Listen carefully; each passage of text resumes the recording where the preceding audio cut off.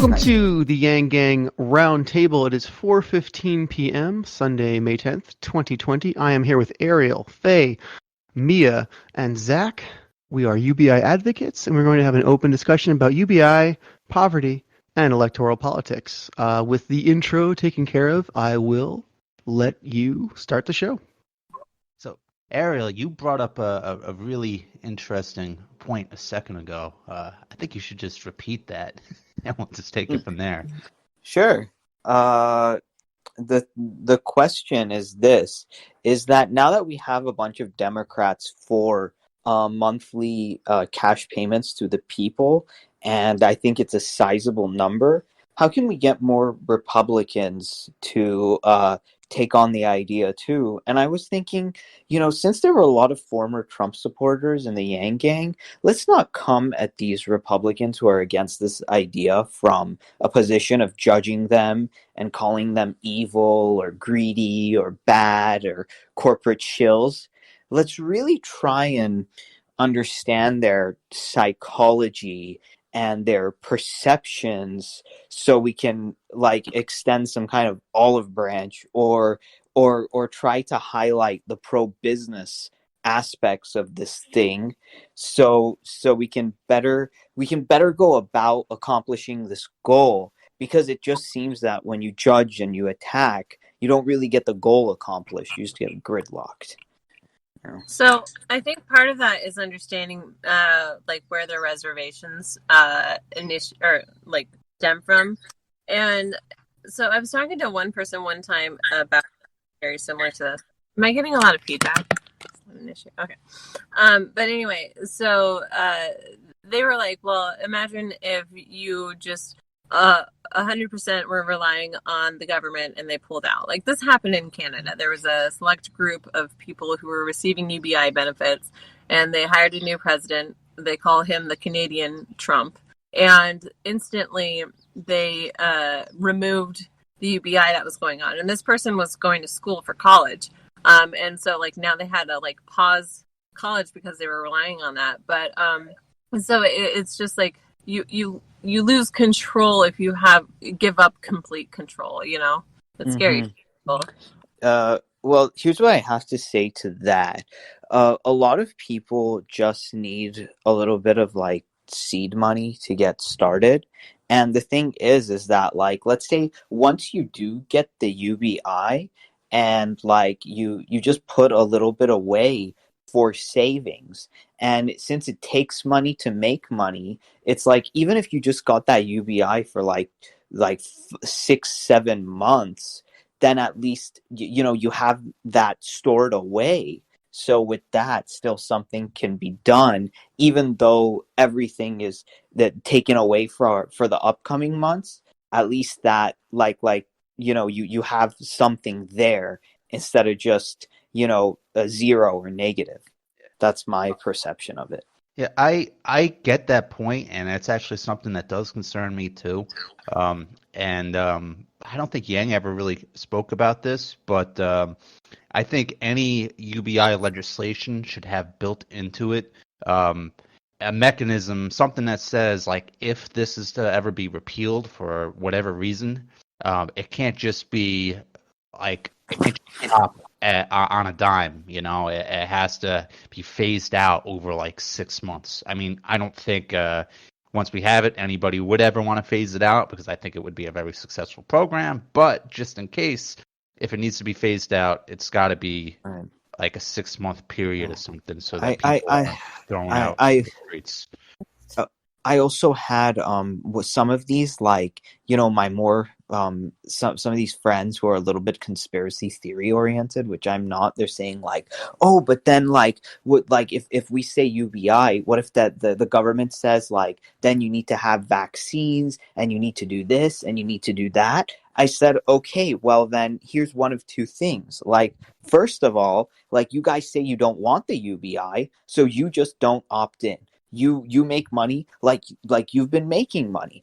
And then let's say we are getting a UBI, and then the government says you have to do this, that, and the other thing to get the UBI. Then let's say you had 4 or 5 months of UBI, then you just say, you know what, I opt out. I don't want it anymore. Yeah, like there's that too. I get that. There's a lot of fear on vaccines and government mandated vaccines, but you know what? The government wants to mandate that everyone get a vaccine. I don't think, they could do that without a UBI, you know? Right, I know. So, Right, right. And so they're saying no, because I find it so dumb that these people are telling me that, like, oh, but then if we do UBI, then the government says I need to do this, that, and the other thing, or else I won't get the UBI. And I'm like, okay, well then, whenever that happens, you opt out of it. You're the people who say that, like, we shouldn't have the UBI and we should all just, like, pull ourselves out by our bootstraps.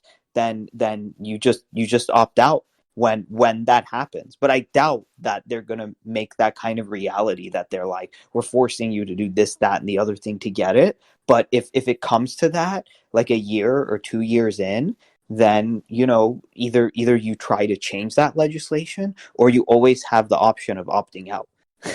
We need to have consent in our government. There is no consent in a lot of the things that we do, yet they're supposed to be working for us, and that's the issue. And people are Right. feeling like their rights are being violated because decisions are being made for them where they didn't Right. even have the opportunity. Like, did you consent to give the $1 trillion bailout? Right, no. exactly. Yeah, I find it so ridiculous when they make that argument with UBI, but they don't think about it with other things. It's like, well, at least this is the one thing that's like helping us, directly, and you're worried about, like, the government forcing you to do something so you can get it. What about like public schooling? You're kind of like forced to do that, but it's yeah, it's crazy. So I you know, think. Oh, go ahead. I was just going to say those, bailouts that large corporations have gotten, those should have strings attached. But when you're Mm-hmm. talking about a universal basic income, something for everybody, that should more closely resemble a dividend that a public company pays to its stockholders. You don't have, as a stockholder, you don't have to do jumping jacks to get that dividend. No, as long as you Mm-hmm. stock, you get the dividend just like everybody else. So, Yeah. so can I just shift a tiny bit? So I think it's very helpful for people to compare systems that operate every day now, to compare it to something as complex as this. So for UBI, what that would look like, could we compare that to like a mechanical system that exists, a body system that exists, ecosystem? I don't know. Or like, how could we compare? Sometimes you can compare to gardening. Some people need this visualization. Does anyone have suggestions on what to compare it to?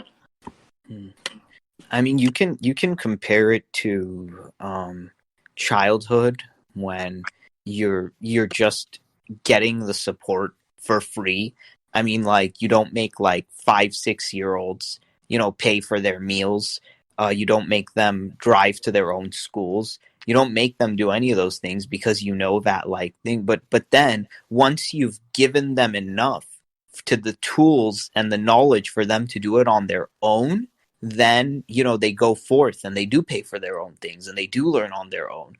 But for some people who didn't have that support, the UBI acts like the tool. You're just giving the tools, but you're not, like, doing anything for people. You're just giving people the tools for them to do something for themselves, I got instead one. of right.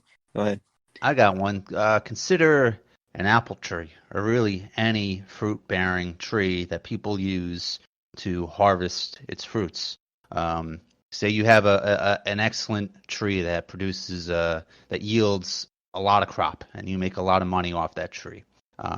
Why does that tree do so well? It's because it got water and sunlight, and sunlight comes from the sun. Water comes from the heavens as well. If you can consider that basically the freedom dividend, or the universal basic income, that's what enabled the tree to perform so well. And Mm-hmm. bear fruit for everybody else to enjoy. If we're the tree, there are things that we need. We need water, sunlight. Humans need income. So if you just provide the income, that will allow us to sprout and give back more to society. Right. It's like a seed. Nothing is gonna grow without the seed. So the UBI, you're not giving people the plant. You're giving them the seeds so they can, they can bury it in the soil and water it and give it the sunlight. But if you don't even give people the seeds, if you don't you give them like zero and you say like, hey, create a seed out of thin air and that's your problem, then you're just being unreasonable. So, Pat Perkins has a comparison he makes between a society running on UBI and a society running on our current predatory capitalism to Monsters, Inc., where it's running on screams in our approach, and then it would be running on laughter if you had the UBI, because it would be something that generates more wealth from people being happy as opposed to torturing people to try and squeeze stuff out of a stone. Right. I love that comparison, by the way. So I gotta tell you guys something that's really funny and a little you were talking about the tree analogy. And so I started this handmade book about my puppet marshmallow, and it's called Marshmallow and the Freedom Tree. And so I called it the Freedom Seeds. And so we as the Yang Gang had to plant all the Freedom Seeds, and then we are celebrating because we know one day they will grow into all these freedom trees and the fruit will set us free, essentially. So I was like, oh, I kind of already written something about this. Yeah, and our current system, just to compare it to that, our current system is basically just giving everybody apples and oranges, and then that's it. Whereas a universal basic income is more akin to giving people seeds so that they can grow their own trees. Yeah. And to learn how to take care of it. Right. And think about it. But the money with the strings attached, like our welfare system, is like, okay, we're giving you these seeds, but now we're gonna appoint somebody to monitor you every single day and then they give you a schedule and they make sure that you're watering it and it's getting sunlight and things like that. And then let's say your tree is halfway sprouted, but you didn't you gave it water at 1 p.m. instead of 2 p.m. We're taking the whole thing away from you. It's we don't trust each other to use the money in a way that would actually benefit us. That's part of the problem. How do we trust other people? Can you just do? Think when we're on the roads, we have to trust other people all the time. How do I know if that guy's not going to run a red light? How do I know that the guy's not going to run a stop sign? How do I know that guy's not just going to rear end me for no reason? Are the majority of people going to be rational or irrational? We have to, we have to deal with that every day. How do I know that guy jogging on the street isn't just going to bump into me and hit me really hard? What else is there? So what you're saying, some people might spend the money irresponsibly? Well, let them. Yeah. So what is it? Even the person who spends all their money at the bar or at the liquor store, that's supporting local small business.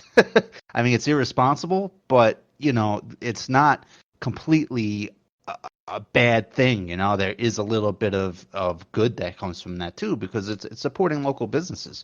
But on average, the average person is going to do the right thing with that money. And that's how you got to look at any large-scale program. Is it a net benefit or a net negative? And the right thing is always going to be different for different people, too. It's not always going to be black and white, what you did. I mean, you might actually just need a night out to go drinking, too. You could actually have the need to blow off some steam or meet somebody new in physical person and spend your UBI money at a bar and have that not be some irresponsible thing. Right. The underlying question then is kind of a philosophical one, maybe. What constitutes irresponsibility? Oh, yeah. Yeah. Right, and I'm even arguing, even if some people are irresponsible, So what? Because you cannot say the whole program is a loss because of one person or two people. Right. Yeah. You got to look at the whole, and is it is it a net positive or is it a net negative? Well, think of And it this way. Oh, sorry. Like, when we bought our Chevy, I bought a Chevy. I get a letter in the mail saying that, like, some people has had this problem with like the steering wheel. So if you would have this problem, like, here's like the letter, and you can like sue.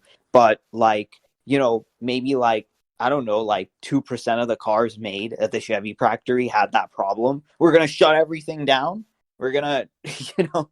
Well, cars in general are a great thing to bring up because, cars every year, a lot of people die in car accidents. Cars also Right. contribute a lot to global warming. But Right. as a whole, they provide a tremendous benefit for humanity. So, Right. would anyone in their right mind say we have to get rid of all the cars because people die in car accidents and because of global climate change, whatever you want to call it? Yep. Nobody's making that argument. Right. No, we're just saying let's find ways to do it better, more efficiently, and transition away from things that are causing harm. Yeah. Yeah. Well, so I had a friend of mine actually do this comparison one time, and it was like, okay, medicine is where it's helping you, right? But medicine can easily turn into a drug. What creates that transition? A drug is essentially dependency on it, right? But in a way Right. that isn't actually helping you. You're using it for escapism. Yeah. If you're not dealing with the actual problem, the source of the cancer that you have a band-aid on, Yeah. and so like, but medicine is good. It heals. It helps you overcome stuff. So it's a fine line of like intention of why you're using it as well. Yep.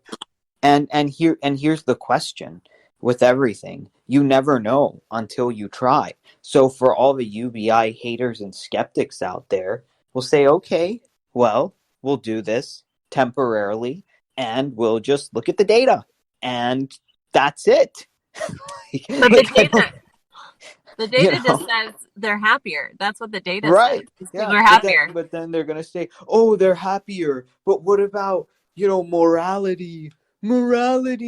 No one's going to want to like do anything anymore. And the graduation rates went up. The amount of people going back to school went up. So we're going to have a better society overall. Is the response to that? Right.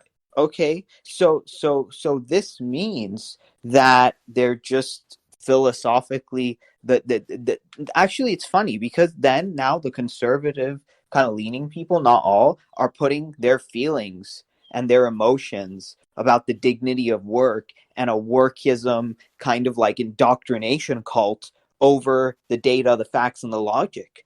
And we can really hit them on that hard, and not in a way that's too nasty, but in a way where we just say, hey, like what's up?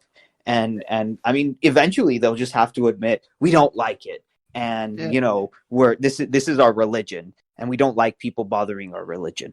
Well, I don't think Republicans really are too far away from this, and I think, number one, I mean, if Trump were to come out in support of this, you'd have a lot of Republicans following suit. But even without Trump, I think their hesitation, it's similar to the hesitation of a lot of Democrats, really, even though they're slowly starting to get on board with this a little bit faster than most Republicans right now as a result of this virus, Right, yeah. But I think, UBI is really a bridge issue. And the ways to connect with Republicans is talking about how this is going to improve capitalism. It's going to help people create small businesses. It's going and we're going to basically replace the existing bureaucratic welfare system with UBI too. A lot of Republicans will be on board for that. But right, and the thing is too is they say, oh, it creates dependency.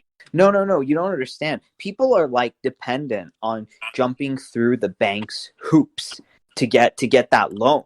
Like all of that, and it's very demeaning and demoralizing.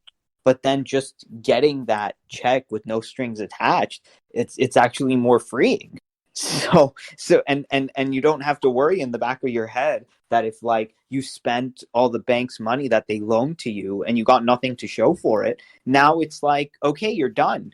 Like you don't have any money to like eat and live or like do anything, and on top of that, whatever money you get, it's just going to be money that's owed. So like what that's like game over, man. I mean, like, I also like you know. guarantee you property values start to rise almost immediately as people start to take care of their homes in a way that they weren't capable of before. So that increases value Right. of your local community across the board.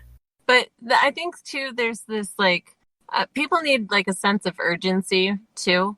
You know, like even if we had a like timeline, we're like, okay, we're going to do a 1 year. You get UBI only 1 year, right? That would create Right. a sense of urgency and a time frame that people are like, okay, when I get closer to the end of this, I might be fucked, or I could prepare for it, right? And Right. so you give them just a little bit of urgency, and they're not going to spend that money stupidly, really. They're Right. like, Yeah. it's just like if you have someone staying at home having all their needs taken care of and they're just playing video games, they won't have urgency to do anything because someone else is taking care of them. But if you put them in a situation where they have to get their shit together, or, you know, not be prepared, but they get hope, you know, if they have assistance. You know, we don't like doing anything alone either. We also don't know how to do everything. We need mentors, and we don't have people showing us the ropes either. So, but I think with the way that Zoom and the video calls are happening, I think more people are able to find groups that they can find mentors in. I mean, it really does open up possibilities. Yeah. On one hand, I agree with the urgency thing. You know, if there is a sense of urgency, then people will be more motivated to invest that money in improving their lives. But at the same time, if there is a end to the program, it kind of defeats what the main purpose was, which is, you know, preparing for this fourth industrial revolution and the rise of automation and the lack of jobs that's, you know, waiting for us in the future, you know. The next predictable or unpredictable crisis. Yeah. So I mean, I kind of think we need a perpetual UBI, and you know, while we're in a crisis, though, I do think the payment should be larger, you know, like $2,000 a month, and that should be phased out, or that should have an end date, you know, once this crisis is over. I saw one proposal that was $2,000 per person and then $2,000 per child, age regardless. I mean, it is a crisis, but I think the bottom line here is that we want to see, like, where is the conservatives' main talking points in opposition, and not just conservative, just anyone, because I mean, between you guys, like, I see a D near a lot of names that agree with direct cash payments, and I see the only R is Romney. You know, coincidentally, Yeah. but the question is like, okay, what are their objections? And The biggest one I see is the sanctity of work. Like, they really just Right. want people to have to sweat blood and tears their way to the top. And they don't see how that conflicts with the fact that a lot of people at the top don't sweat blood or tears anything. that's their indoctrination cult religion. Yeah, You know? it's that, and I think unfortunately a lot of it has to do with the simple fact that the Democrats are getting on board, and we're in this hyper tribal environment where the two sides, they don't want to get along with each other. You know, they like being able to, you know, frame the other side as the villain. So It doesn't benefit either of them to move away from that either.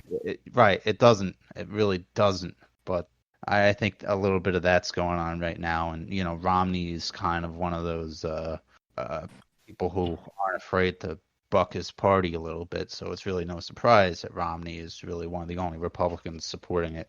But I mean, if we think about it too, though, like right now, people are having like the dark night of their soul or whatever they call that. Like, really, a lot of people are hitting some lows that thought they were invincible. And I mean, I had known somebody who was quite the player who I checked in on them and I was like, hey, how's it going? They're like, man, I'm really looking at my life right now because of this corona thing. Like, they're trying to turn themselves around and like learn to love themselves and like really, it's almost like Yeah, the yeah. death of ego for a lot of people. Because so many people they've been judging so many people who don't go to work as just like lazy when they don't know that like maybe there's no work in the area, or maybe they were screwed by an employer, or maybe they have some kind of disability, and then they're like, oh, I'll never be a person who doesn't go to work. And it's like, oh, okay, so you can't go to work because of the virus. And they're like, who am I? Ah. There's definitely a lot of loss of identity, which is part of the problem. We've been married to identities that we've never even stopped to look at. But maybe we even entered the workforce when times were different, when that was something that was actually functional to some capacity. Like my grandpa, the way, like I looked at a timeline of when he was in the workforce compared to like when I'm in the workforce, that there was all these safety nets. There was all this balance, and they actually did have a balance that worked for everybody. And that's when he lived, right? But then the whole system changed, right? Now, it's hard to survive out there because what I'm paying is supposed to be like 5 times higher than what he was paying for stuff, right? The dollar amount has lost its value, so because of all the way the world changed, people live in the past and they haven't even evaluated what the current system is to realize it needs changing, because they've got this comfy cushion they've been sitting on this whole time. Yeah. Sometimes it's an uncomfy cushion too, but just one that stops them from getting the new information to allow them to move on or evolve. Mm-hmm. Well, I mean, that's the thing. And I mean, you heard Joe Biden at the debates once. He was like, I'm still holding on to that torch. And he's like 76. It's like, no, that's just called being a narcissistic, stubborn jackass. I'm sorry. But like, we got to call it out at some point. It's like, I think previous generations always let the generations after them, and they said, you know what, we had a good run. Now it's your turn. Let's, help you get somewhere. They don't. It's like it's like they don't want to. It's like no. Like keep waiting in the wings, and just until we die. It's like, okay. Speaking of passing the torch, I think I have an idea, something that's actionable that could possibly move the needle on this a little bit. You know how everybody's writing to their congressperson about UBI and whatnot right now? We should try to get the Yang Gang to all write to Justin Amash, who's the libertarian running for president right now. Because if he was to get on board on this, I mean, he's an ex-Republican. That would, create waves on the right, especially. But, we got 2 crappy candidates again, sleepy Joe Biden and corrupt Trump. I think he would have actually a pretty strong chance if he were to come out for something like UBI and maybe get Yang's endorsement, and I think it would really excite a lot of us. I don't think I know who this person is, if I'm really going to be honest. I was about to say I don't know enough about the Libertarian Party to really know a lot about him, but having a campaign like that would be definitely an interesting way to reach out, and it might generate a little bit of a news controversy. Yeah, so I'm going to try to pull up his Twitter. He sent out a few tweets recently that sound like they're just 1 or 2 steps away from coming out in support of UBI. He's constantly talking about empowering the people and taking power away from government. That's general libertarian philosophy. Right. It's also why a lot of libertarians were part of the Yang Gang. Right. You know what else is like, I'm sorry, but like really dumb to me? Like some of these like people are saying that like, no, like a UBI means like the government has all the power because you're dependent on them. But then it's like, would North Korea ever dream of instituting a UBI? I doubt that. As somebody currently on welfare, I can tell you that I am much more dependent on them with the current state of it than I would be if I were to replace it with a UBI. All right, so listen, this is Justin Amash's pinned tweet right now. To maximize happiness and well-being, we must embrace localism and decentralization. Individuals, families, and communities make far better decisions than technocrats and bureaucrats in a distant capital. I like that very much. That kind of Yeah. sounds like put money in the people's pockets. It's Right. not quite saying that, but it's not that far away. Here's another one. We are exposing the duopoly. They want their partisan racket to continue unchallenged. This campaign is about setting people free. Right.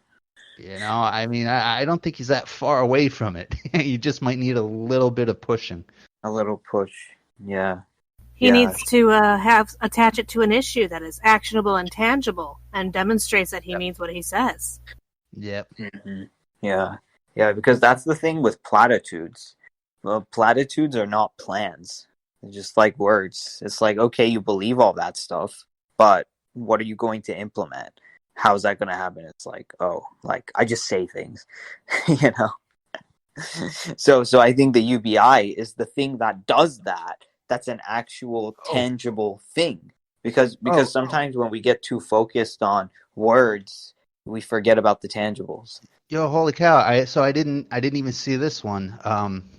3 days ago, Congress needs to keep emergency relief simple and direct. Get universal money, cash payments to the people. Don't put a good idea into a bad bill with a dozen convoluted ideas that are counterproductive and costly. Get money to the people and let them decide what to do with it. Boom. So he's on board Boom. already. Yeah, I Right. didn't even know. Didn't even see that. Well, there you Wow. But So Yeah. you don't need a public relations campaign for him. go. Yeah, just I think part of it retweeted is we just didn't know about him because I think people are so red and blue they don't even look into other parties sometimes. Yeah. It's So- Some generations, the newer generations might not even recognize there's more than blue and red because that's all they've seen. I'm sorry, but I mean, it's possible.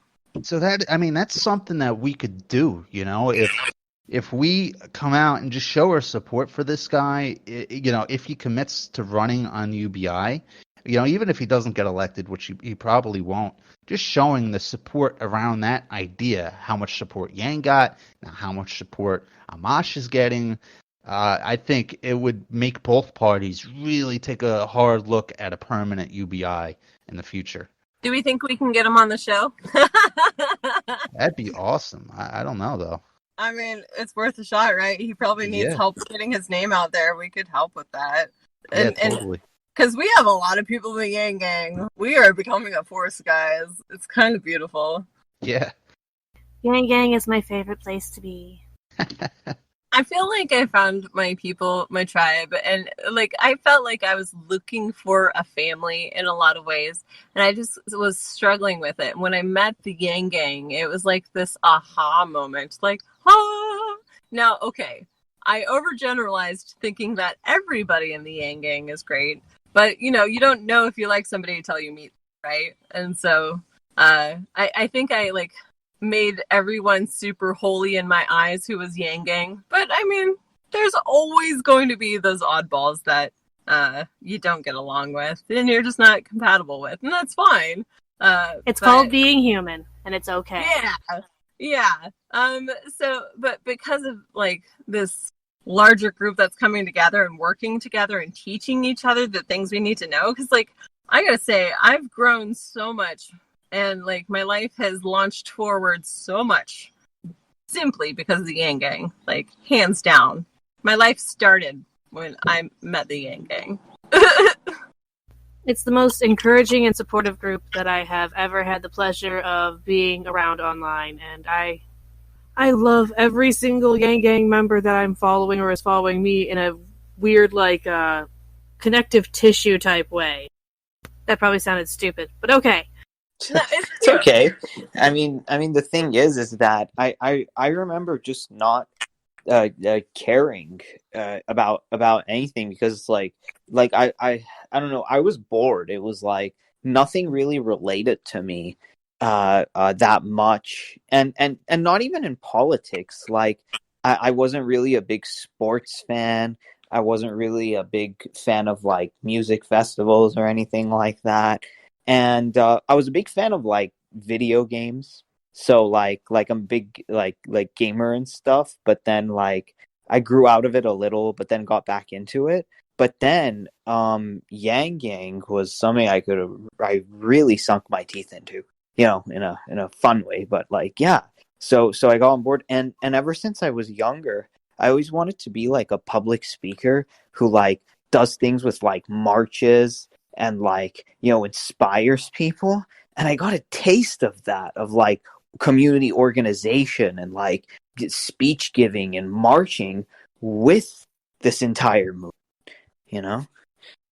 Well, there's also a thing that I think occurs just naturally, and more so if you're mindful about it, is when you're around other people physically, you pick up mannerisms, you see the nuances of how they navigate the world, and you can absorb whatever kind of trait, they're all learnable traits, right? Like, ooh, I really like how they handled that. I'm going to do that now, Ooh, I really like that joke. I'm going to steal that joke. It's small little like nuances like that actually just improve the quality of person we are as ourselves. And if we're being encouraged, the other thing is the Yang Gang has a lot more optimists than I've seen anywhere else.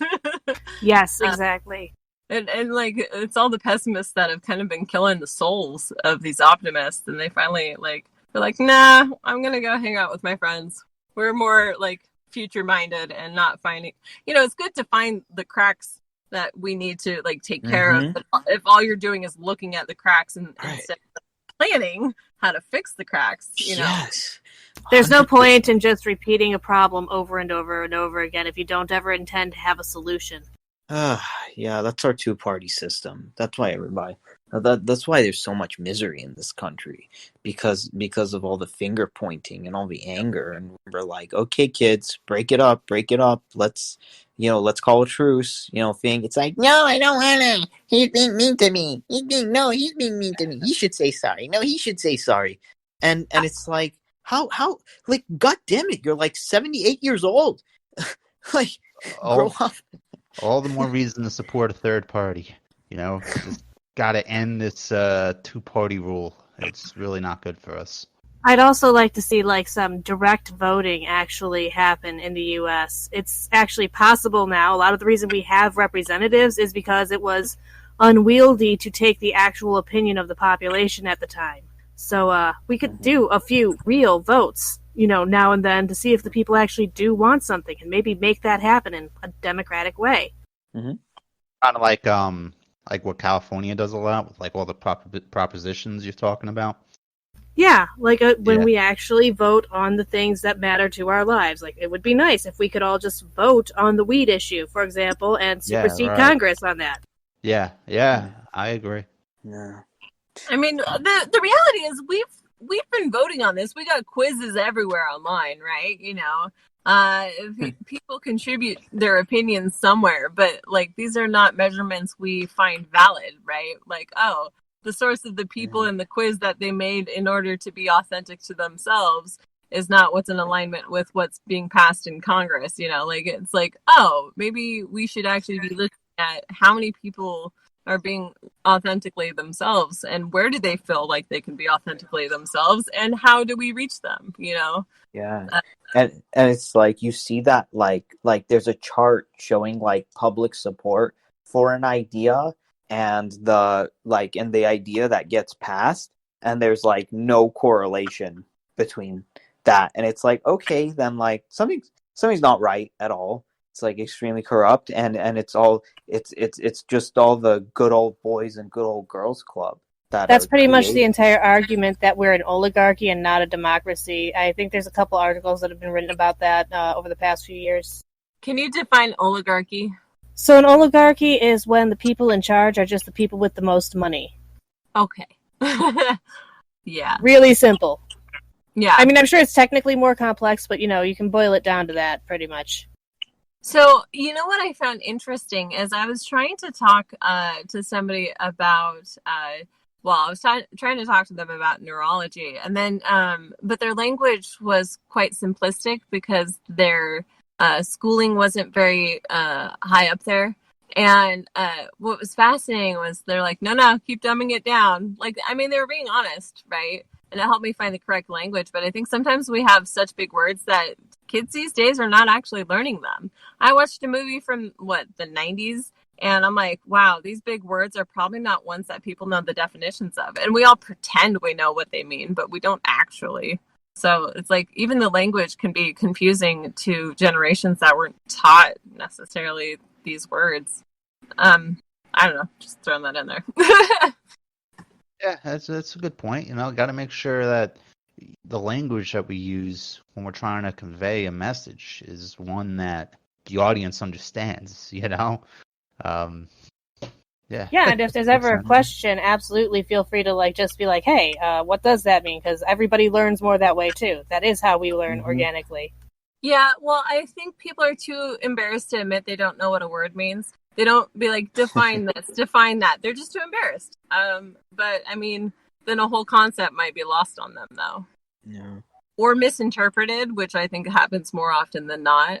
Because you can ask 6 different people what socialism means, and they might have different definitions, Oh, so that's a good point. And back to how to bring more Republicans into the movement. I think you got to be careful with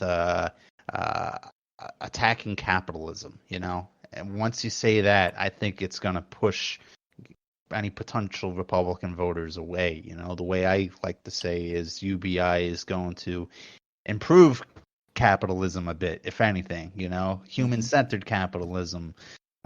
Just make sure you're not framing capitalism as some kind of evil thing that needs to be replaced.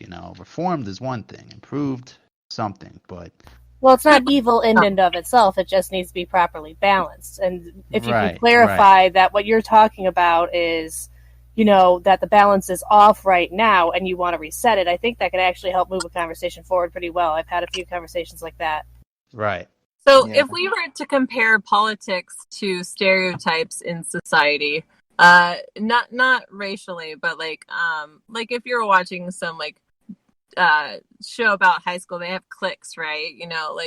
What could we compare politics to cliques in any capacity, do you think? Because I think the language of politics doesn't translate to today's society because they watch a lot more TV drama. They watch what kind of media do they put their eyeballs on? That's what we need to translate to, in my opinion. Which, we in general understand a storyline. What we really need is for a Marvel superhero to endorse UBI. Oh, man, are we so on Marvel forever?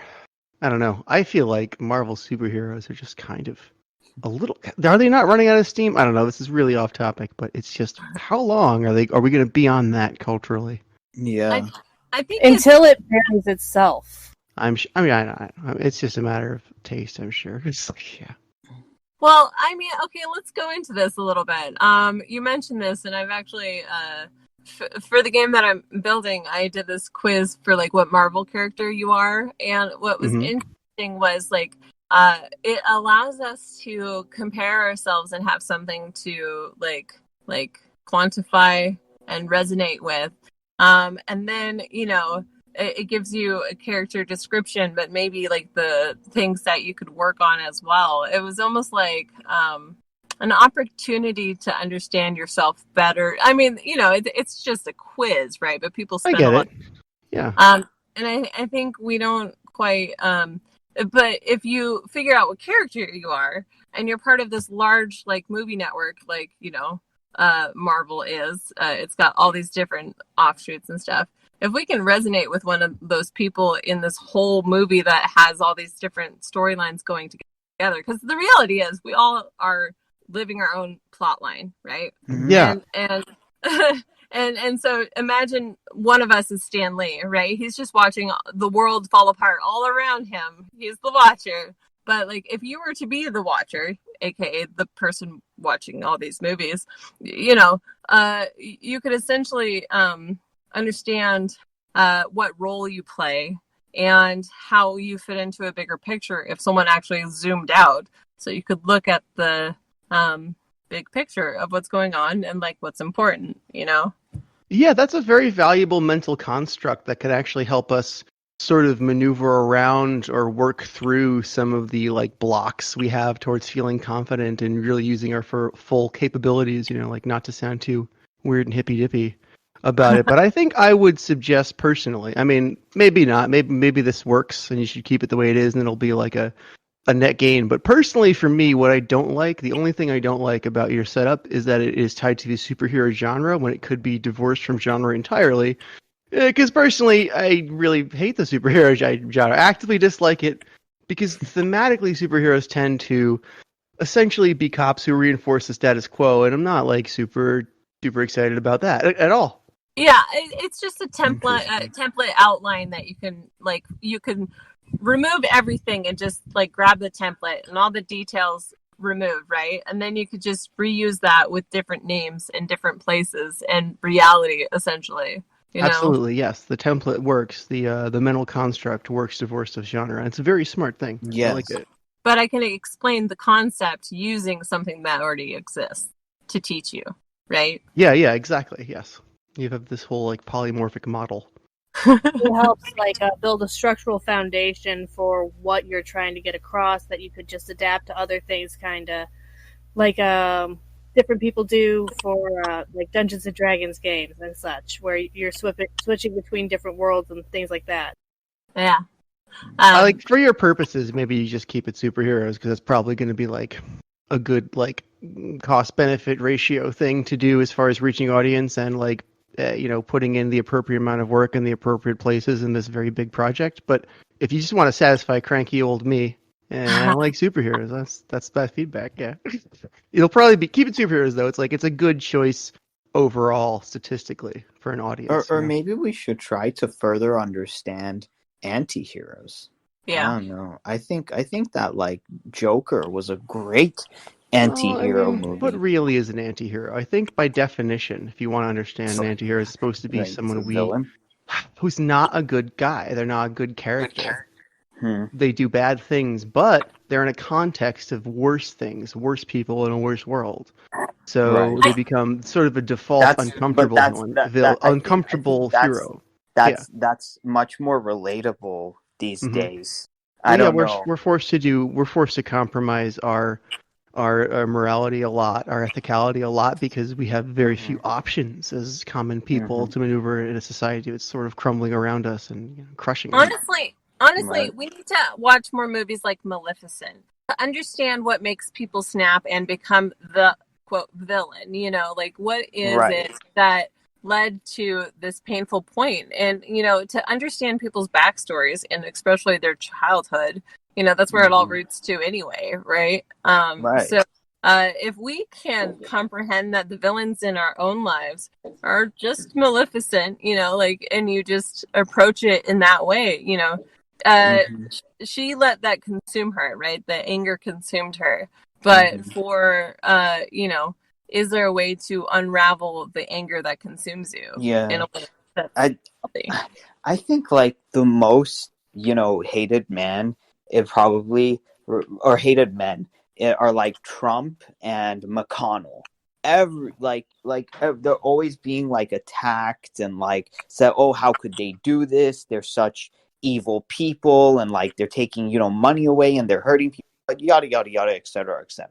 How if we just approached it like no, like really, like who are these people? Like what was their childhood like? Who were their parents? Who are their role models?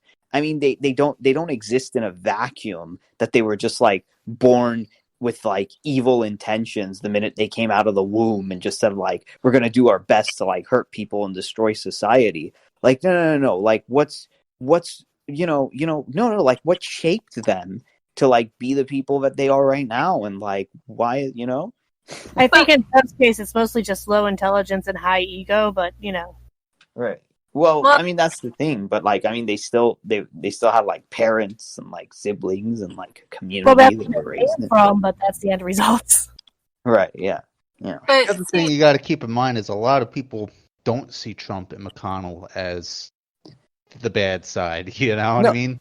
A lot of people love Trump, and I mean I guess McConnell too. He has been in the Senate for quite a while now. Right, right. But So, I'm just saying that if for the people who don't or like it, that these people, it's like, okay, but like like attacking them online, and I'm guilty of it too. Like just bashing them 24/7 isn't going to get us closer to the goals that we're trying to accomplish. Yeah. You know. To that note, I think Mia, when you characterized people as being of low intelligence as like just the most common reason for supporting bad policies, that's also not a really like empowering or productive framework. That's I not think, really you where I know? was going with it. I was thinking more just Trump himself, mostly from the gaffes and such, and like drinking bleach comments and those sort of things. Very specifically him. You're talking about the man himself? On himself, Well, yeah. I don't think he himself actually has low intelligence either. I think he has he's addled from years of, who knows, stress, drug use, sleep deprivation, and, all kinds of, who knows. He has a sort of, low cunning, a very crafty sort of sense of what will grab your attention, what will manipulate you. I mean, he's not stupid. He's not. He makes a lot of dumb gaffes, but then he has this sort of horrible intelligence to play it off and to get it played off correctly. He has this shrewd social intelligence that I don't think should be discounted, even if he's a buffoon in many ways. Like he's not completely incapable. I would say. And one other thing I'll add to that is, you got to keep in mind too, Trump has been at war with the media since before he even took office too, so a lot of the gaffes that he has are often small, but the media will blow it out of proportion because they're at war. A lot of these things, like the whole bleach thing, honestly, wasn't all that bad. It was not what the media made it out to be. He takes shots in the dark and he sees what will work. I'm sorry, I didn't mean to cut you off. Yeah, just the media, they like to blow things up, whereas if Obama or even Bush or Clinton said something like that, it wouldn't have even made the news. Yeah, and to clarify, this is not any kind of an apology or like justification for this behavior. If anything, it just makes it worse because he does have, I think, a bit more self-awareness than I think a lot of people give him credit for. But that's just my conjecture, though. It's my pure conjecture. So I would like to chime in a little bit. So the thing too is Trump has been attacked quite a lot, right? Emotionally, people are really cruel. He's being emotionally abused by half of society right now, if not more. And so, let's just use an example of my friend's pit bull puppy that they have. It's 1 year old, right? And I walk in the door, and this dog comes at me and jumps on me and claws me up because she's just really excited, right? But I have to get more aggressive to get her off of me. I'm not an aggressive person. I don't like to be dominant over anything, especially like animals, because I think, they deserve love and affection. But this dog responds to tones. It doesn't necessarily know words, but it recognizes tones. I don't even like using like more aggressive tones. And so I'm being forced to protect myself out of pain, like it's a physical pain, but this, like, imagine you can translate this to emotional pain. If someone's clawing at you, you're going to have to do something to defend yourself or just take it, or you become more dominant over the thing, and maybe you have to cage the dog in order to protect yourself, right?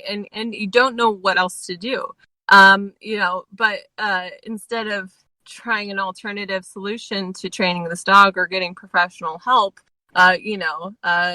maybe I just don't stay at my friend's house anymore, and so it just creates this dynamic that isn't necessary, but it's also, avoidant of pain. It is protecting oneself. If you're being, the dog was only doing it out of love and excitement, right? But it was too much, and it wasn't something that could be controlled in that situation, in that time period. That takes, when things aren't being overly excited, it takes training. It takes tools in your tool belts. How do you send signals to the dog that the dog responds to that's actually effective? And so if you translate that to Trump and society and how he's being attacked, I mean, we need to lay off him a little bit, really, for him to like even feel like, oh, wow, I'm actually appreciated. Maybe what I'm doing is good. It's the stroking of the ego, but he's just in a corner where everyone's at him. And I'm not saying he's making great decisions, but sometimes you make him decisions as a person personally, and that that's not something that I'm gonna just it's not gonna change for me, I don't think, but I can see you guys' points in general, and I don't retweet I'm not trying to change on your Twitter or anything like that. I try not to share any anti-Trump stuff because I know people have their own feelings on the subject, and I'm not trying to offend anybody or anything like that. I dislike him, and when he's brought up, it brings up a gut reaction of I do not like him at all. There's just some people like Trump, and they think he's the best thing since sliced bread, and they'll defend him to the death. And then there's some people, you bring him up, and he's like, the Satan incarnate, and who was risen from hell. And it's like, okay, you know what? Let's just not kind of talk, and and just say okay, let's dissect this. Let's calm down. You're having some pretty severe technical issues, Ariel. You sound like you're talking through a pillowcase or something. Huh, that's weird. Okay, you're better now. Oh, okay. So yeah, but Shael, did you hear what I said? Did everyone hear what I said? Nope, no one heard. Please repeat. Oh, okay. So I said there's some people that when you talk about Trump, they think he's the best thing since sliced bread, and they want to defend him to the death. And then there's some people that when you talk about him, they think he's this Satan incarnate who is risen from hell and has to be destroyed by any means necessary. Yeah. And it's you know what? That's not productive. That's it's a big not distraction. helpful. Yeah. It's a big distraction. Yeah, exactly. It's a big distraction. And it's no wonder we're not going anywhere. And it's people are supposed to know better. But they don't. Yeah, I just don't give it any energy. I just don't give the idea any air to breathe. I want the conversation to die, so I don't talk about it. I'm like, nah, I'm not going to talk about Donald Trump, especially not in the context that the legacy media is putting him out, because I know that it's just the conversation they want us to have in lieu of the conversation we need to be having, which is the conversation we have here every time we have an episode. Yeah, it's another one of the thing squirrel. Look at me, squirrel. No. Excuse me.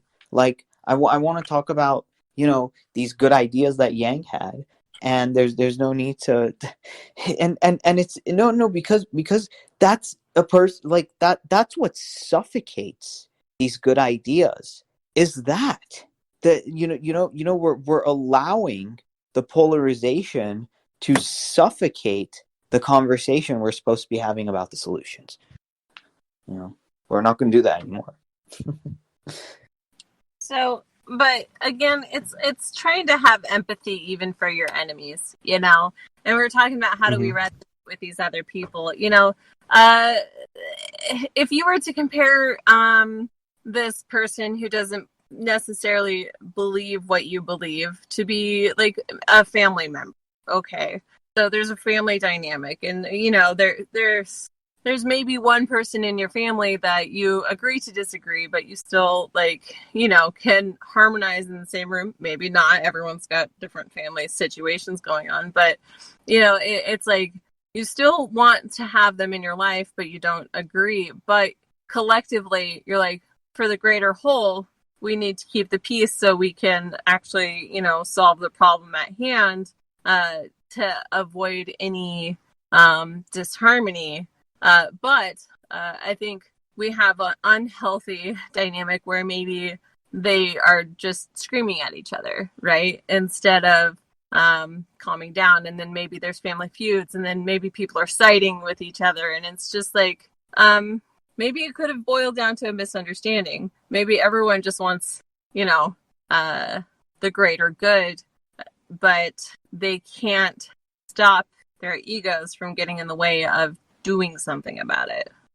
That's what's really good about the solutions-oriented approach from the Yang Gang and from Yang himself. That's probably, I think, what draws so many different people with differing opinions together and able to work for one goal with what we have, For sure.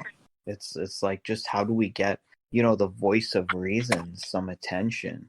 I mean, even though it was like I remember there was like the Lord that book Lord of the Flies, and there was this kid Piggy with the glasses, and at the end of the book he like ended up dead with like a boulder crushing him. But it's like he was the one that was saying like if we all keep acting like animals, things are gonna keep getting worse, and like we have to work together.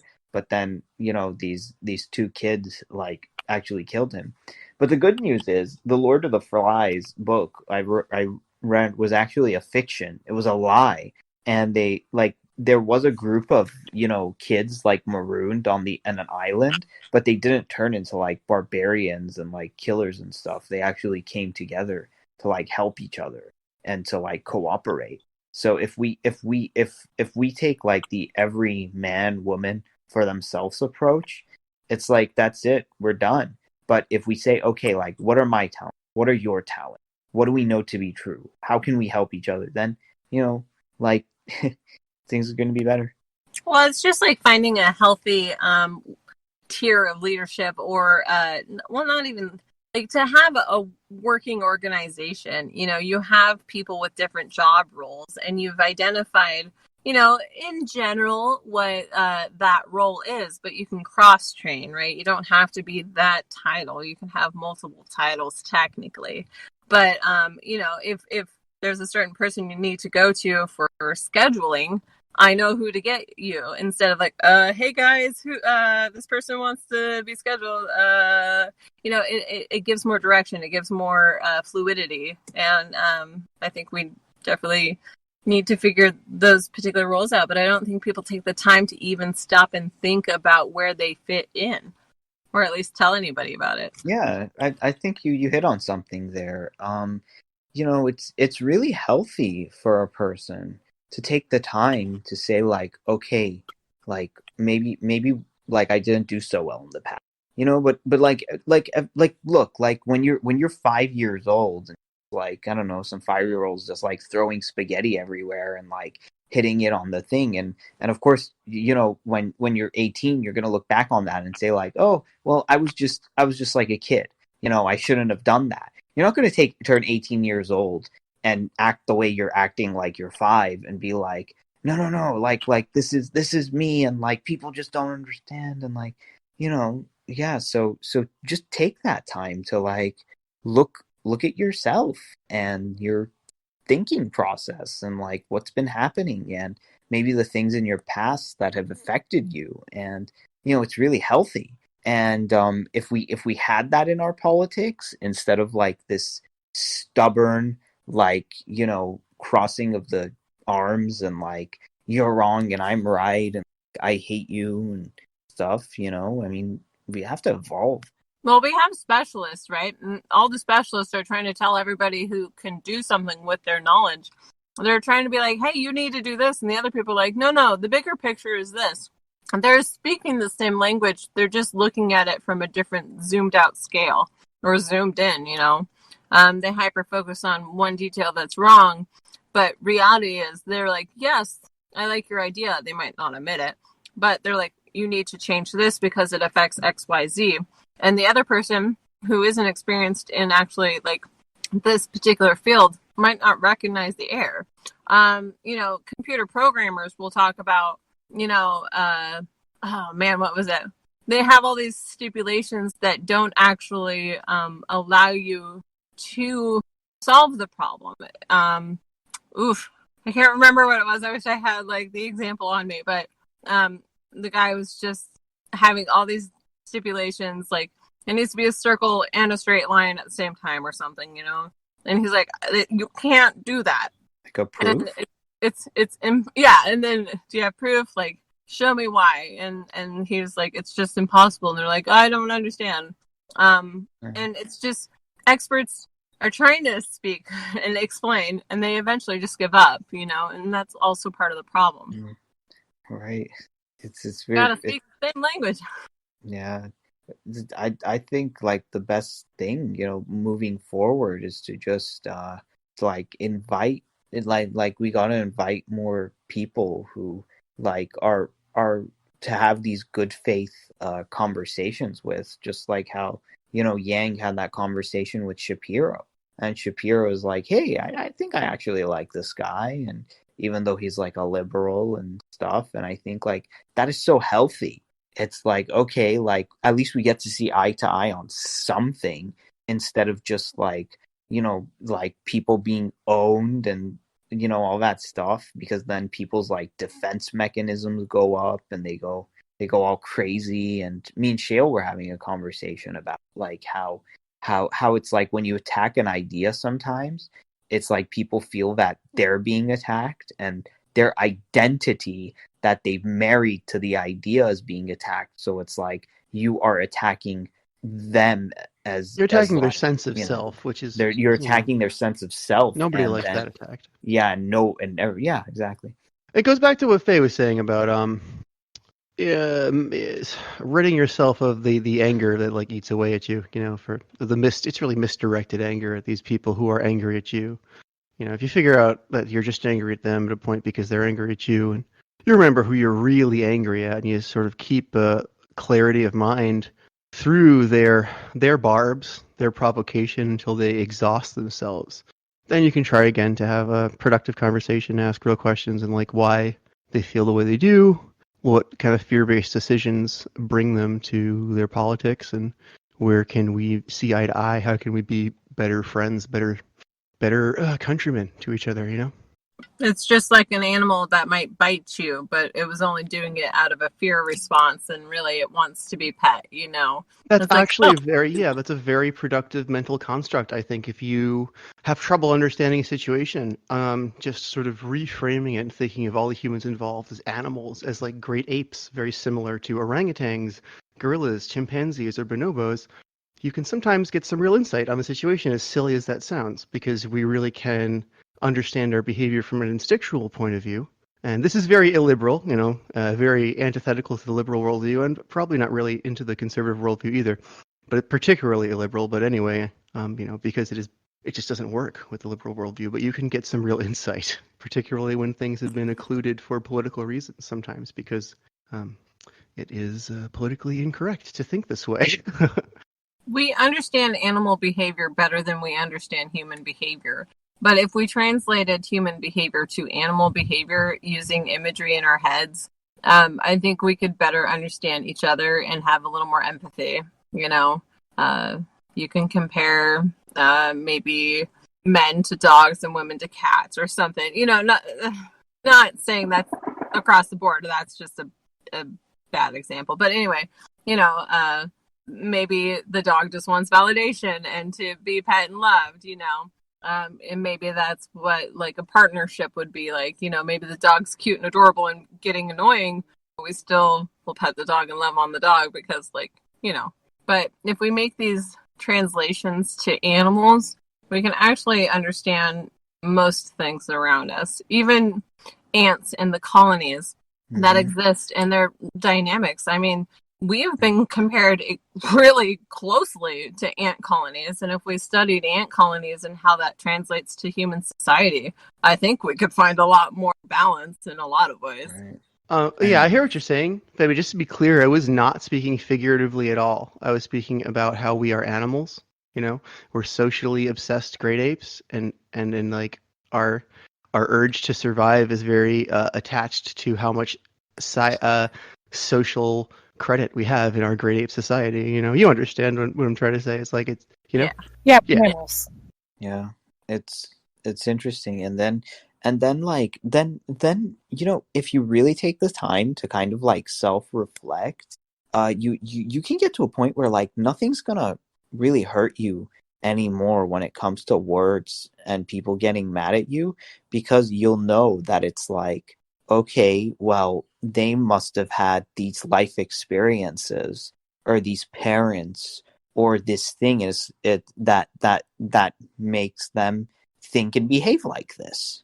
So even when you see like as bad and as terrible an example it is as those two people who killed Ahmed Arbery, but you'll still you'll say well like like not that they shouldn't go to jail, but like instead of having that visceral response, it's like something what could have led to that?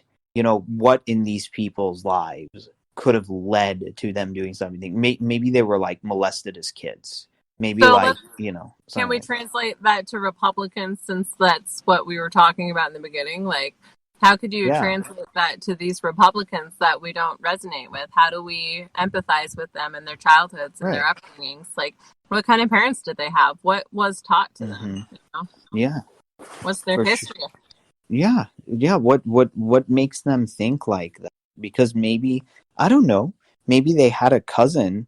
Maybe like their family was just giving them money, and that cousin never had to do anything, and then they grew up jealous that they had to work for their money, but that relative they had never had to like work for theirs, and they felt like, I don't know, like frustrated and angry, and they felt life wasn't fair, so then they translated that into policy, and they think having a UBI, that, I don't know, everybody's going to turn like that one relative that had everything handed to them, and it wasn't fair for them. So, like, Ariel, I yeah, like the way you just basically created an entire character out of thin air. I liked that. That was good. Well done.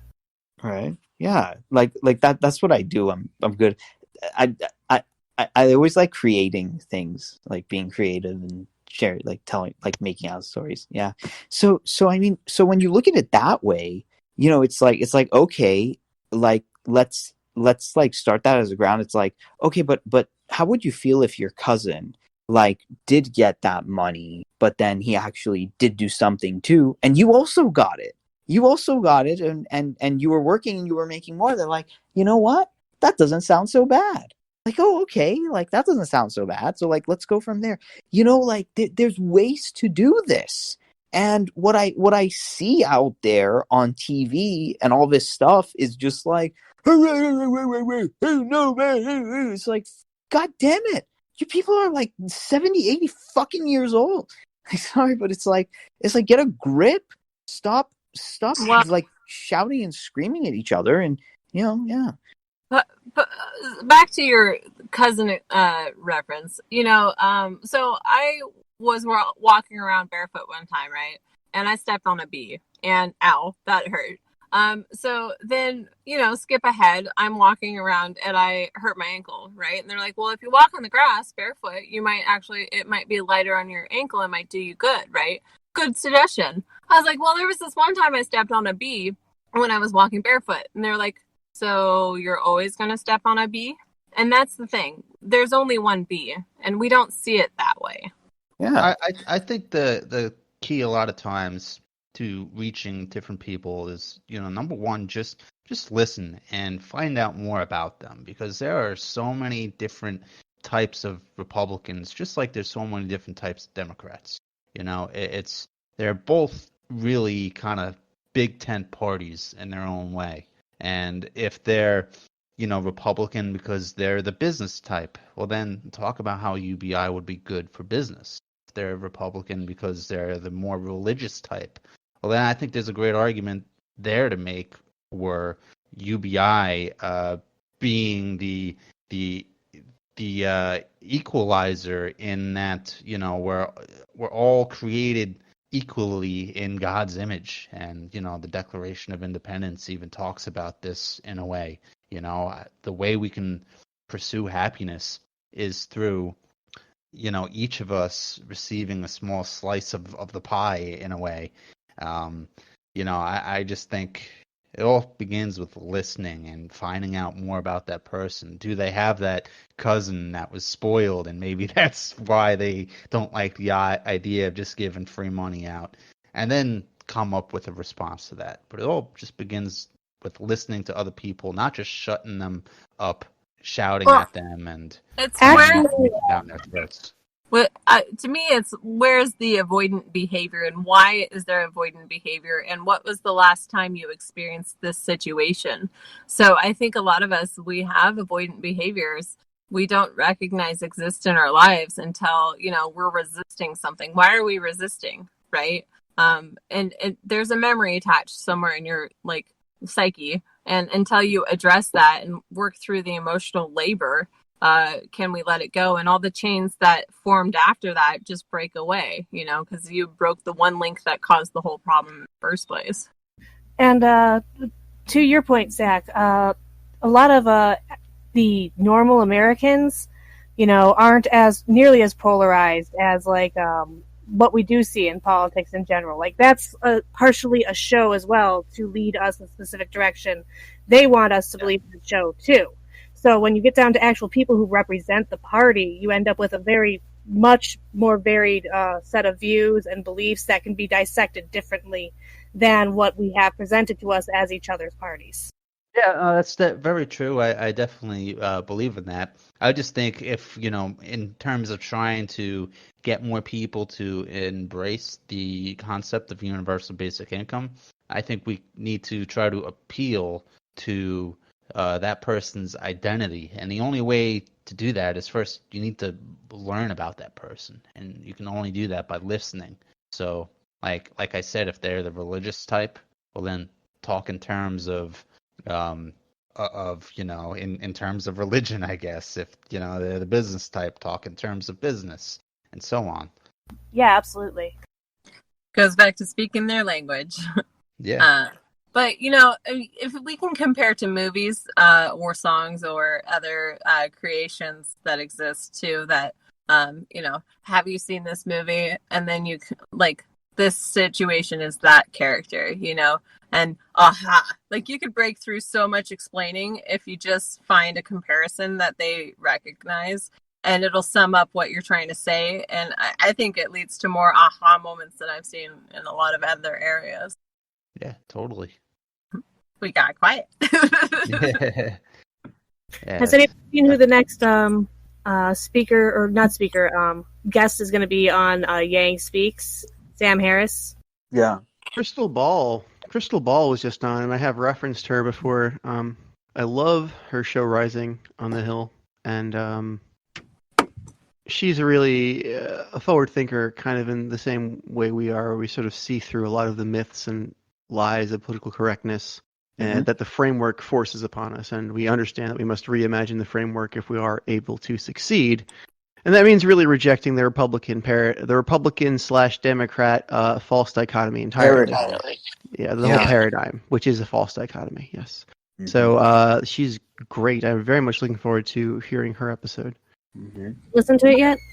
I'm not sure if it's out yet, but I think it's coming out in a couple of days. Her episode. No, it's up on the YouTube channel for Yang Speaks. Is it? Well, I'm gonna have to check it out. It came out Thursday last week, I think. Who do we think Yang needs to talk to? Someone who vehemently disagrees. Talk to Jacqueline. Yeah, that's for sure. Talk to any of us. I don't know. I think anyone Yang thinks he should talk to is who he should talk to. He did talk to me, but yeah, he did talk to you. Yeah, but the thing is that I recorded it. If only we had talked and more people heard it. I guess that's the thing. It's like we're talking, but hopefully we're not talking in a vacuum. I know he's eschewed the concept of having celebrities on, like, for the sake of their clout, but I feel like it could be a tool to reach a broader audience. But this is I don't know. It's not the most. It's a less noble project than what he's doing, like sort of educational, real soft sell for his ideas, a real explorative sort of podcast. But I just wonder if that is. I don't know. I hope that's going to be okay. So I think this is the tough part of this whole thing. How do we infiltrate the clout machine? And that's what I was telling Yang, because this false dichotomy Republican Democrat paradigm that we're talking about, there is like a whole a cadre of people who leech off of this perception, that this is their bread and butter, and Yang was a threat to that. So that being the way that it is, like this machine, will it let us get these conversations and idea out to the public at large? And I think it's a matter of non-bias. We are so biased against anybody who doesn't have clout. And we have By clout chasers. Yeah, Like, we just Yeah. ignore people based on their lack of status. And if they have status, we just, Mhm. pretty much don't question them, don't even check what they Right. say, and just go Yeah, around that- building our worldview on it because it's just, Yeah. it's easier. that's A the lot of problem. people won't ever speak up in the first place because they know their cloud isn't big enough to make a difference. So they feel like they're wasting their time, their energy, and I think that's a lot of why we have such high political disengagement. Right. I think Yeah, but absolutely. did you guys watch this Noam Chomsky thing where it talked about manufacturing consent? That's a problem too, because more, please go into that Something more. Moto brings up a lot when we oh talk politics, yeah, manufacturing I don't consent. know I'd if like to have him talk about it sometime. Yeah, Jeremy, that'd be cool. can you pull that up, because it's like polarizing these people and like creating this dysfunction. It gets a lot of eyeballs and clicks. And How is it done? Jeremy is AFK, by the way, so that's probably not going to happen. What? He's not there. Jeremy's. Oh, okay. So he just has his thing up. Okay. The last Yeah, but message. how is this manufactured clout or sorry, manufactured Consent. created? How is that done?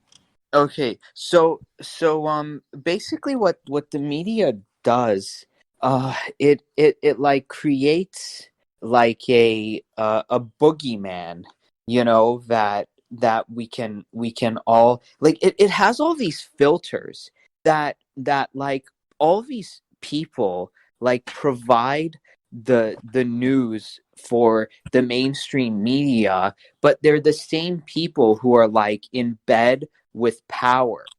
And like if you don't go with that thing, if you don't go along with their game, then they'll create flack. They'll turn on the flack machine, and they'll attack you and stuff like that. And then there's also like these, they create boogeymen, whether it's like terrorism or foreigners or things like that, to distract you. And basically like the filters, it's the filters that don't let like opposing ideas or opinions get through. And yeah, I just gotta watch the video again. But yeah. I think we also need to recognize the self-deceptions we carry in ourselves. I mean, like, there's like, we were talking about Leo Gura earlier. There's like 5 to 6 hours worth of content he's created of just the self-deceptions we have in our own lives. And they're just, things we tell ourselves that we don't ever analyze. And there's a significant amount. And I think too many people are blinded by these things that are not in alignment with reality. Well, yeah. I mean, what else? Because like, because we don't have a UBI, it doesn't give us that time. That, like, for a lot of people, they don't. Okay, look, like, think of it this way: you're being chased by like a wild tiger or lion, and you're running for it. What is your mind on? Is your mind on like, oh, let me think about the grass and shit like that? No, let me get the fuck away from this creature that's trying to eat me. So there. But then the tiger goes away, and it's like, okay, let me like focus on some cave paintings. Like, okay, like let me see stuff. We built a fence to keep that tiger out. Right, exactly. We build a fence. And so but self-reflection in and of itself like requires time and energy. But when you're in survival mode, you're not going to have that time and energy. Right? I feel like the timeout that our whole country and world is on is enough time for self-reflection, though. I think if we're ever to have an awakening moment collectively, this is the time. We all kind of got a wake-up call. Right. Yeah. This was the silver lining in this cloud, and I Very think, happy to be amongst those of us who were already awake. yeah. And now the disgusting thing is the powers that be, like, are, some of them are so like just gone so far off the deep end that they don't care, that they just say like, oh well, if the employer opens back up, basically you either like work or you don't even get unemployment or you starve, and like they're so deep into this paradigm that they're even willing to let so many people suffer and get hurt. And eh, like that's a whole thing in and of itself, but I guess that's why we're here to fight that. It sounds like you're describing the greed is good philosophy from like Gordon Gekko or whatnot. Right. And I am unfamiliar with this. What is that? The greed what? greed is good. Explain more. Oh, it was from a movie called Wall Street about It's this. a mantra. Yeah. Yeah, The Wolf about of this Wall guy. Street. Not Wolf of Wall Street. Just the movie was called Wall Street. Oh, Yeah. really? Okay. And his name was Gordon Gekko, and he was this like, I don't know, venture capitalist who like gobbled like who did like hostile takeovers of other companies, or like financial stuff like that, and like It's more or less a repackaging of like a might makes right morality tied Right. to trickle down economics, basically saying, hey, just don't regulate Wall Street at all, American federal government, because listen, Wall Street's going to make you so much more money if you don't regulate us. So whatever we do is right because it will benefit the country because the country will have more money. That's basically the great is Right. good. But it's idea. like country in the abstract. Like, is the country people, or is the country just like a cabal of like greedy assholes? Like The case they make is like, oh, get more tax money, but I don't fucking pay any taxes, so that's kind of a moot point. right, exactly. Yeah. So that's the thing. But yeah, I just think that if all of us have those friends who are like going through an existential crisis because they're not working right now would be the time to like have the perfect segue into these conversations about, okay, so like what is this whole thing, like why has your identity been married to this concept of work instead of something that's more stable, something that you will never lose no matter what happens up there because it's in you. Well, I think part of it is Mhm. people don't choose their own path. They are told from a young age that they must do A, B, C, D, and G. And by the time they are older, they haven't questioned what they were taught, and they've adopted a mindset that was not one they even questioned. It's back to the cult kind of thing, Or chose, right? It's like if a farm family has like a child, it's like, okay, like your purpose, take care of the farm. That is you. That is your purpose for existing. Take it or take it. That's it. Yeah, and it's like the whole family tradition thing, or you're gonna inherit the family business, but the person has no desire to be in that role. And we see this pop up in film too, but it's just like we are being forced to do stuff that we didn't even want to do or consent to do. Mm-hmm, mm-hmm.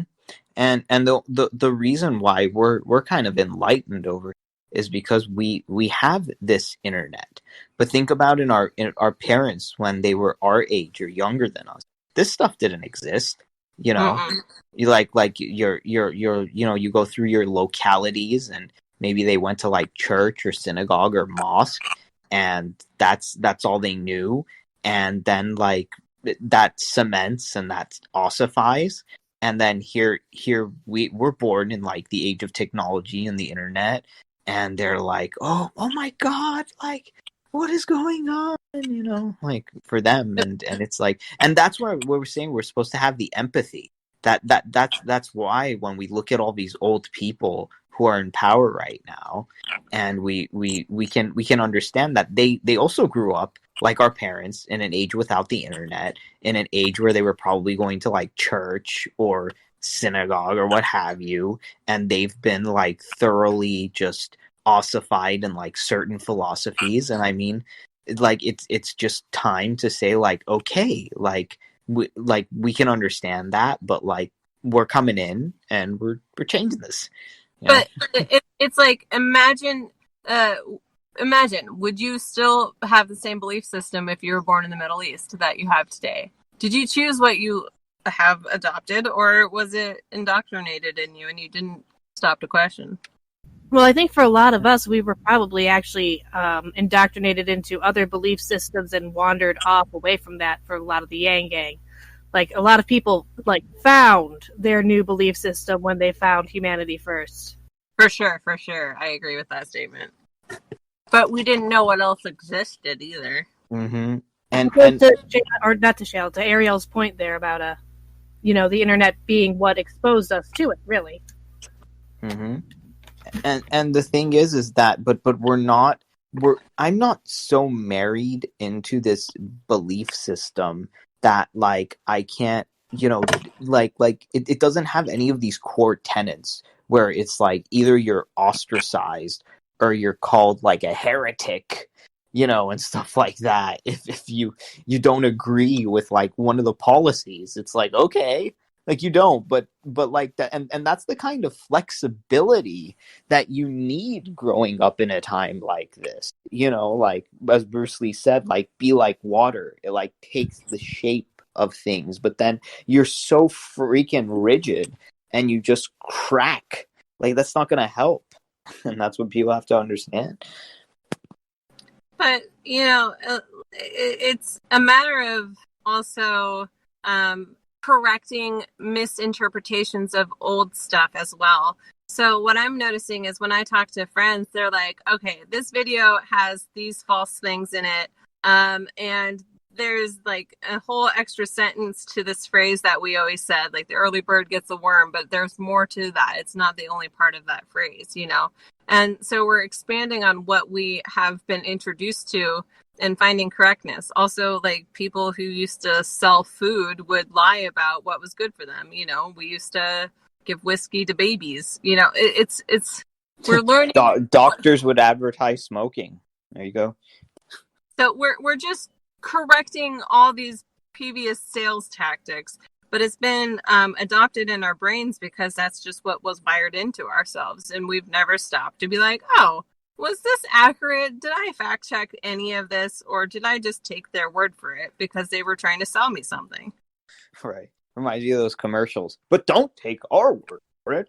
Ask these happy customers who we also brainwashed. It's like...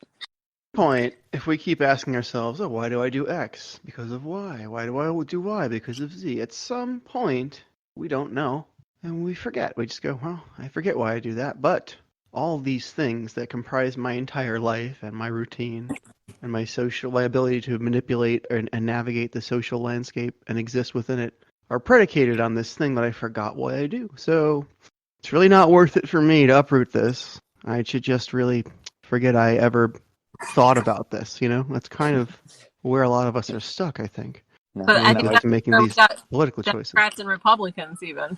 Yeah, that's exactly right. That's leads us to this sort of false dichotomy we're stuck in. Exactly. Yeah, you see now, Shael. Now you're getting into Leo Gura territory. That's who's that now? what Faye was talking about. That guy. Oh, he wasn't here earlier. I stepped out for a second. Yeah. Yeah. He's just an internet, self-improvement guy. So. Okay. Yeah. Those can really go either way. Yeah, that's true. They have their ups and downs. But but Leo says the same thing. It's like why would you predicate your existence on, certain things? And it's like, have you ever really looked into, what the truth is, and what, like, instead of just being kind of like, a pre-programmed robot, like your life purpose and like what legacy you want to leave behind, or like, stuff like that. These are uncomfortable questions, and I mean, it's a bit of a hot button issue, but a religion just adhering to a pre-written doctrine lets us avoid really asking of ourselves and using our own intellect to answer these questions, which is very uncomfortable. It can be paralyzing. In fact, we can have a feeling we can't get on with our lives until we answer these questions. And I think for a lot of us, that's why many of us go to and stick to religion. It's the only worldview that they can construct. It's the only one that lets them get on with what they feel their lives need to be. The only lives they know they can have, Realistically, if you layer on top all the different belief systems and religions, you will find the template to live by. and it will serve you in the best of ways. But part of the problems, like all these religions are saying the same thing in different languages, and none of us realize that, and so we've been defending our own religions and like ostracizing other people who don't believe what we believe. I honestly don't believe in any of it, but I believe that there are themes that we've developed across cultures, like empathy and caring and loving each other, that do get put into religion. I don't think that they're what religions are fundamentally founded on. I think that's more about power structures, personally. But like the archetypes that go through these religions of moral stories and such can be very informative as to what we all believe. Yes, the archetypes. You can remove all the specific language of person and find an answer. Yeah.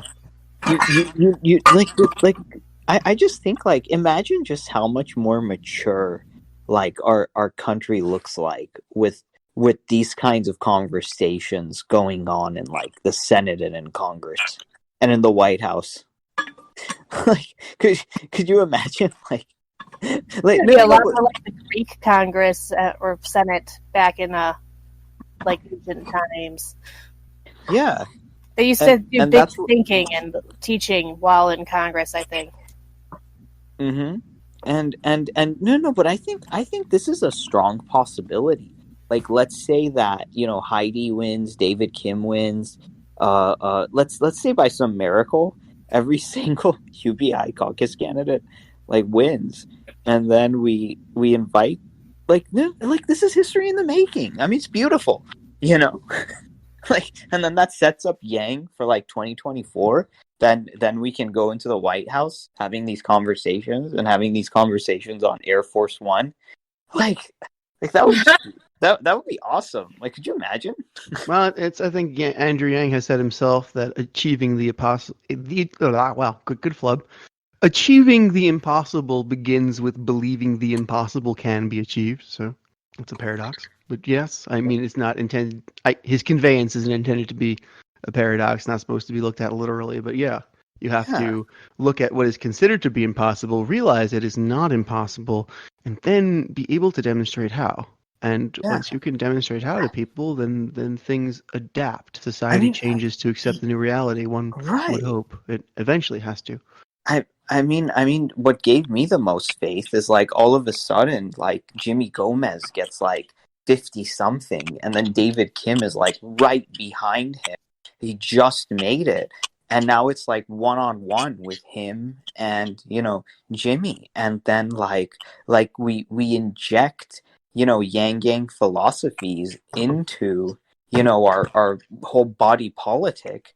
And that's like the cure for this political virus. Like these UBI caucus candidates. Hey, we can kill two birds with one stone. That's another mental construct. So part of what this group is becoming, though, is we are finding the people before they become famous, in a sense, right? Or at least, like, theoretically, we don't know the future. But like, imagine feeling like we could talk to famous people because there are people too. And so we've eliminated this barrier of like clout, because really, you know, we were as a team working together to get this done. And as a team, we will continue to move this effort forward, but we will be recognized by these bigger name people because they actually saw us and we worked together, and they saw the passion and the drive. And so, I mean, by helping these other people, uplifting them, you know, in the longer term, we're doing good for society. Kind of like a game of chess where we're like picking different people to play leadership roles and then sending them across the board and hoping that they get crowned into queens, so that way they can dominate the entire system. Hey, like you know, like 30 years from now, like we're the council of elders that like created like, you know, wouldn't that be kind of cool?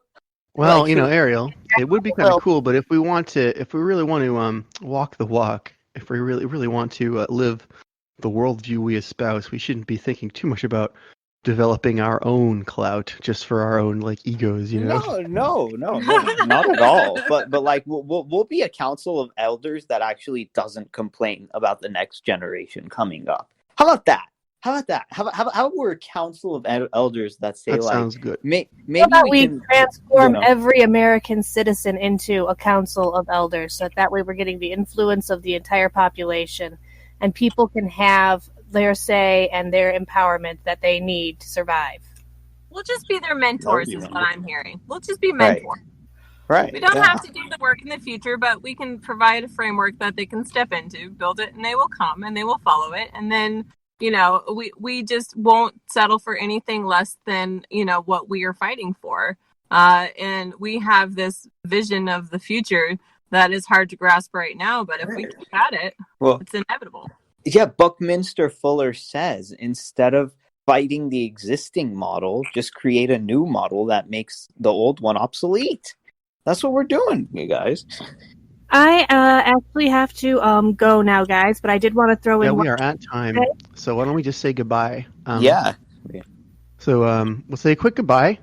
Mia, you can start, and then so you can get going, and then Jeremy will cut the stream whenever. I'm going to tell Craig to leave, and then we're going to have a production meeting in a private chat, just because the stream's going to have a 15-20 minute delay whenever Jeremy gets here to turn it off. So just sound good? Good to Yeah, me. that's fine. All right, cool. So starting with you, Mia. Please say goodbye. We never did intros, so just give your Twitter, and we'll see you next Hi, time. I'm at Mia Songbird. I'm going to be signing off here in just a second. I do want to let everybody here know that the Humanity Hangs thing that's going on, supposedly sometime this week, Andrew Yang is going to be doing the Humanity Hangs. So if you wanted a chance Nice. to talk to him, you might want to pop in this week. Those go on Tuesday and Thursday, I think. So Thank you for letting us know that. Thank you. Yeah, thanks. Did you say your Twitter? You did. Yes. Okay. yeah, I'm done. All right. Cool. Let's move. No, let's do Ariel now. Yeah. I'm Ariel. You can find me at Ariel's Armada. Ariel's underscore Armada. Sorry. That's ARIELS underscore ARMADA. And I'm also on YouTube as Revolutionary Thing. Thank you. Let's have you now, Faye, please. Hello, my name is Faye, and my Twitter handle is at Tisdoney, TISDONEY, and I also have one that I'm trying to develop for puppetry at Marshmallow the U. I ran out of space, so yeah, those are my handles. Thank you. Thank you, Faye Doney. And Zach. Yes, thank you all for listening. My name is Zach Sacker. You could find me on Twitter, ZACH_SACHER, and I also have my own YouTube channel called The Liberal Conservative Report. Oh, thank you, Zach. As always, I am at SHAELRILEY, and as always, thank you for listening. Thank you all for being here. Everyone, stay safe. Be good to each other. It's a difficult time. Humanity needs to stick together. So I hope that we'll be in touch again soon. Goodbye.